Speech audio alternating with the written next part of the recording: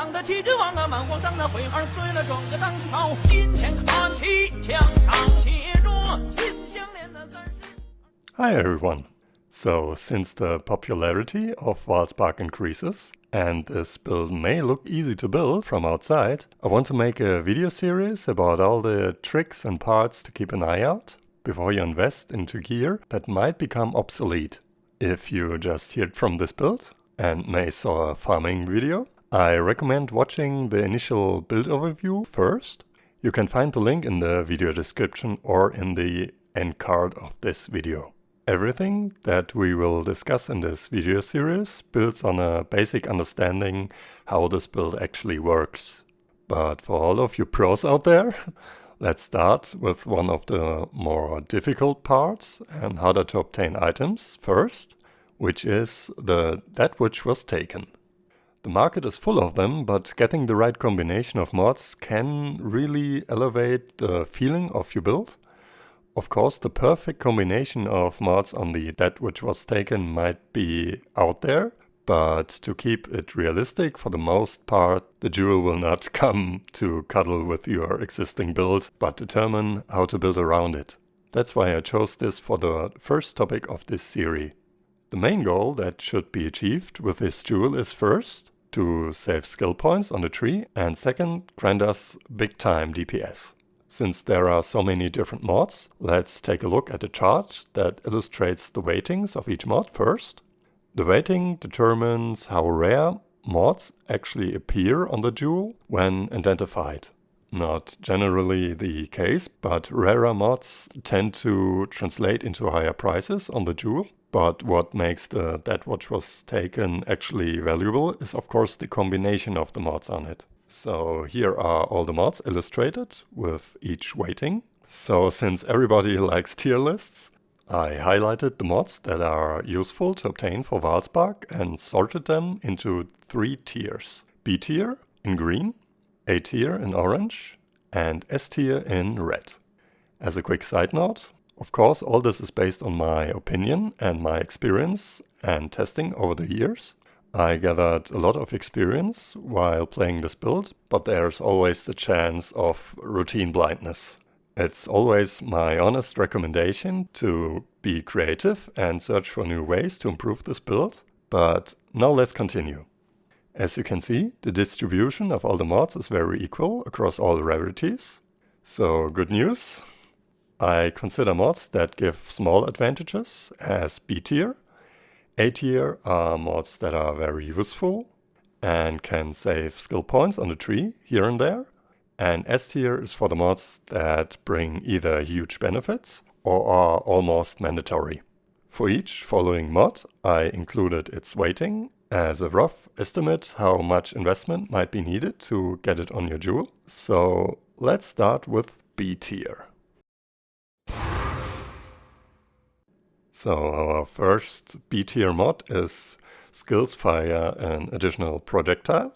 Since Vaal Spark already fires over 100 projectiles, it's kind of a joke mod, but still a little bit damage increase. Next we got Flasks gain charges every 3 seconds. The only scenario this could come in handy is if there are reduced flask charges gained on the maps, or if you run out of charges during boss fights. But still then, every 3 seconds, one charge is kind of...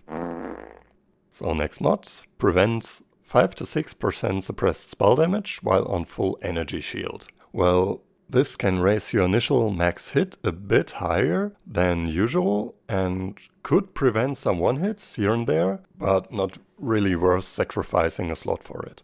You take no extra damage from critical strikes while elusive. This is kind of a nice mod, but since elusive has no 100% uptime, I put it in B tier. +1 to minimum endurance charges, +1 to minimum power charges. Endurance charges grant more damage mitigation, which is welcome, even when it's only 1 charge. Small though, so B tier. Cannot be stunned while leeching. Can save you from using 1 or 2 abyssal jewels, while you have to con that for cannot leech from monsters maps, you are lost. 2% increased movement speed per frenzy charge. Movement speed is king. not only for quality of playtime and efficiency, but also as a defensive layer. If you move fast, monsters can't even hit you. But since the build already has a lot of movement speed, it's B tier. 9 to 12% chance for energy shield recharge to start when you suppress spell damage. A very minor bonus, B tier. 16 to 25 increased elusive effect. While elusive is granting 15% chance to avoid damage from incoming hits and 30% movement speed. And additional buff on that is quite nice. Curling Strike. This can actually open some possibilities for you, since the native Curling Strike is acquired through the gloves, which have to be influenced. You might find some nice and maybe cheaper alternatives on the market without having to rely on Curling Strike. You and nearby allies have 15 to 20 to elemental resistances. Has a potential to fix your resistances if you're just starting out with Vaal Spark. 16 to 25 chance to freeze, shock and ignite. I would love to test this mod for real. Maybe I would consider it for A tier if I had the experience, but on paper freezing enemies is always nice and shock grants more damage. It sounds super fun. If someone has a fitting that which was taken, let me know, but for now, B tier. 4% increased area of effect per power charge. Area of effect has no influence on the actual range, how wide the projectiles can travel, but it increases the size of each spark. For a noticeable difference, a bigger focus on AoE would be necessary though, so B tier. 6 to 9% increased evasion rating per frenzy charge. Since the build has already lots of evasion, this can be the difference of maybe 94 to 95% evasion chance. Still not a completely dead mod and maybe helpful for someone. 20 to 30 chance to hinder enemies on hit with spells. Same story as freeze, but worse. Still fine for maybe the lowest rank on B tier. So let's get into the better quality mods. Let's move to A tier. First we got 8 to 12% increased mana reservation efficiency of skills. Reservation is nearly on every build a bottle hole, so getting every drop of it can make a huge difference on how much investment you need for enlightenments, tattoos, or how many auras you can actually activate and at what level you can run them. Easy A tier. 6 to 8% of leech is instant. One of the more expensive and best mods to get on the that which was taken, even though its weighting isn't that high. For Vaal Spark, it's kind of the best leech mod you can get, since Vaal Spark hits so many enemies per second, each creating its own single instant leech instance, basically making the build near immortal to non-one hits. The only reason why I put it in A tier is because in Cannot Leech from Monsters maps, this mod is dead. 130 to 160% increased critical strike chance against enemies that are on full life. What a daddy mod. This comes especially useful when you run the gain Arcane Surge on spell hit tattoo and maybe even exchange critical strike support with Arcane Surge. But by using Arcane Surge support, the crit chance gets very low, maybe to 60%, so get closer to the goal of one-shotting enemies again. This is a big one.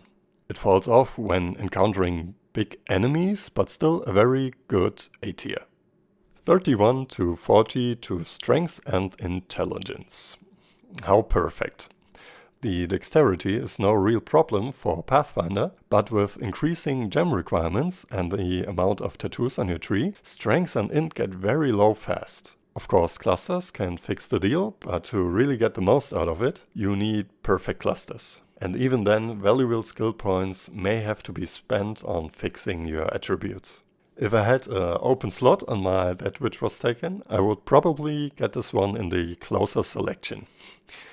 1.1 to 2% of damage leached as energy shield.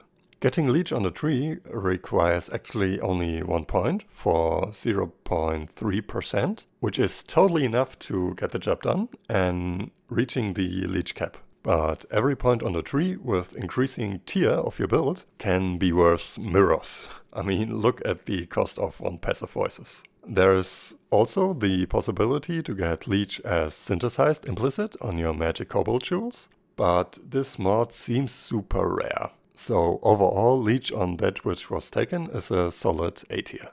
6 to 8% increased strength. Strength is the hardest to acquire attribute for Pathfinders, so even 8% is worth earning the A tier slot. 26 to 40 increased effect of Onslaught on you.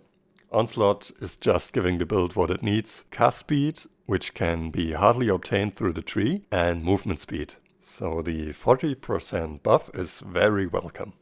Last in A tier is 10 to 15% chance to suppress spell damage. Well, Pathfinder has easy access to suppression nodes, but every point spent on the tree can result in greater defenses or offenses. So saving on defenses can grant the potential for more offenses, granting DPS. Of course, there's a lot of legacy gear on standard with high suppression chance, but still then, this is a very nice addition on a that which was taken, which has 2 to 3 damage related mods. So before we jump into the S tier, long awaited, let's take a sip on the coffee. Okay, and let's start. So, first mod in S tier. Magic utility flasks apply to you have 11 to 15 increased effect. I mean, come on, it's Pathfinder build with Mage Blood and 2 legacy flasks. Is there any explanation needed? S tier.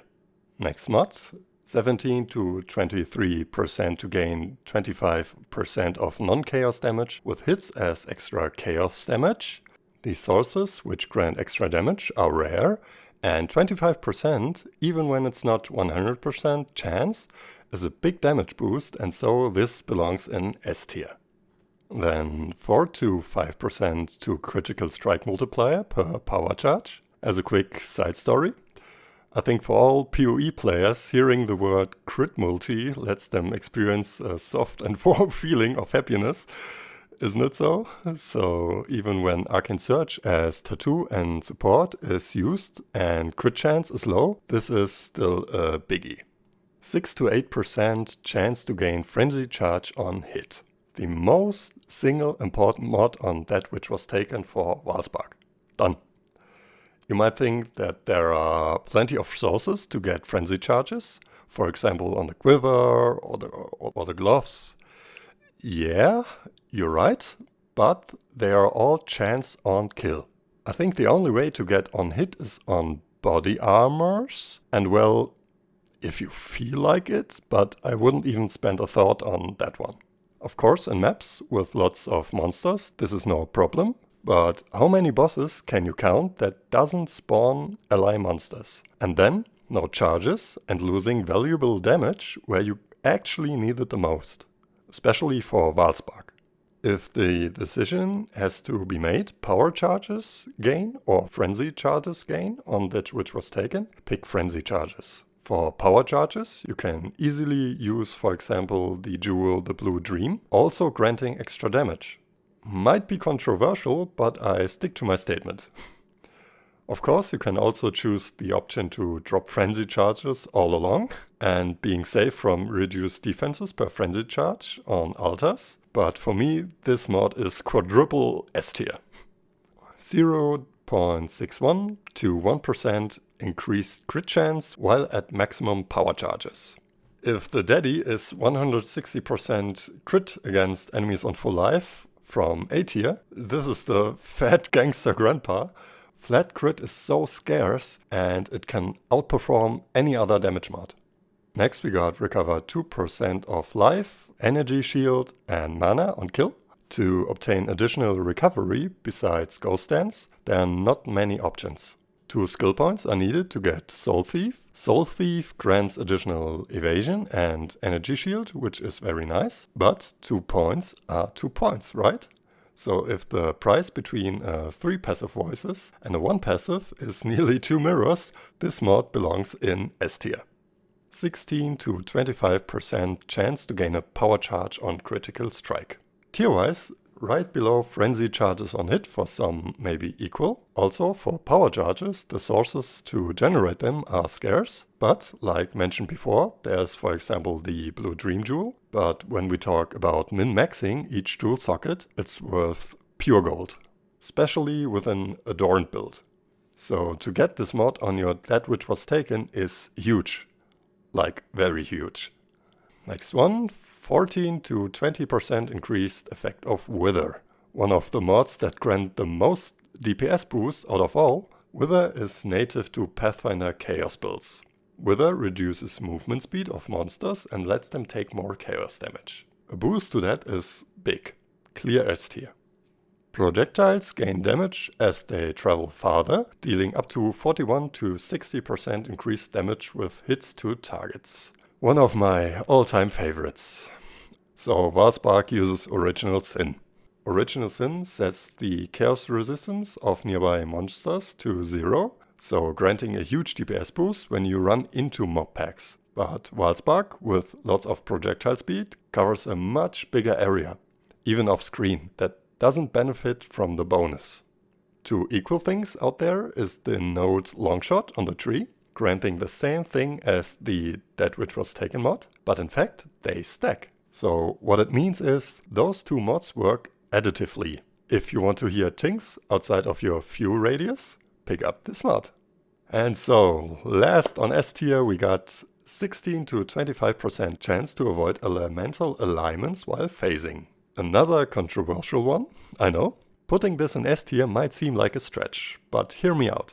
The only considerable node on the tree for Pathfinder that grants ailment avoidance are far out. Sure, boots grant easy 64%, and with Ancestral Vision you get to 100%. Easy. But remember, each socket is worth gold. This gets especially relevant when you go into min-maxing.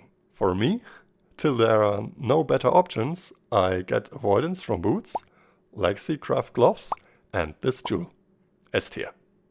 So, this wraps it up for this tier list. I hope you find it informative and can more easily find the near perfect jewel for you. Let me know in the comments what you think about my rankings and if I missed something or if you have found another route to build up Vaal Spark. I'm very open for suggestions and feedback. If you like this video, consider subscribing to this channel and leave a like. I will continue this series to give you more information to build the perfect Vaal Spark for you. Till then, have a good one. See you on the next one.